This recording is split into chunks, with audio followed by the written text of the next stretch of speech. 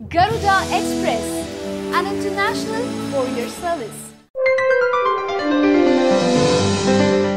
సమాజ్వాదీ పార్టీలో నెలకొన్న కుటుంబ కలహాలు ఎలాంటివో అందరికీ తెలిసిందే. అసెంబ్లీ ముందు మొదలైన ఫ్యామిలీ రచ్చ అంతకంతకు పెరిగి ఓ దశలో పార్టీ రెండు ముక్కలైపోతుందన్న వాదన వినిపించింది. అంతలోనే ములాయం కాస్త వెనక్కి తగ్గేసరికి ధిక్కార స్వరం వినిపించిన ఆయన కుమారుడు అఖిలేష్ సైతం కాస్తంత వెనక్కి తగ్గారు. తండ్రి కొడుకు బాబాయ్ ఇలా రకరకాలుగా కాంబినేషన్లో నడిచిన రచ్చ పంచాయతీ ఎన్నికల ముందు కాస్త తగ్గినా ఎన్నికల్లో ఎదురైన దారుణ ఓటమితో తాజాగా మరోమారు తెరపైకొచ్చింది. తాజాగా తన కొడుకుపై తీవ్రస్థాయిలో విరుచుకుపడ్డారు సమాజ్వాదీ చీఫ్ ములాయం సింగ్ యాదవ్. కొడుకు ముఖ్యమంత్రిగా ఉన్న 5 ఏళ్ల కాలంలో తాను తీవ్ర అవమానాలు ఎదుర్కొన్నట్లుగా వాపోయారు. తన కుమారుడు ఏ రోజు పట్టించుకోలేదన్న ఆక్రోశాన్ని వ్యక్తం చేశారు ములాయం.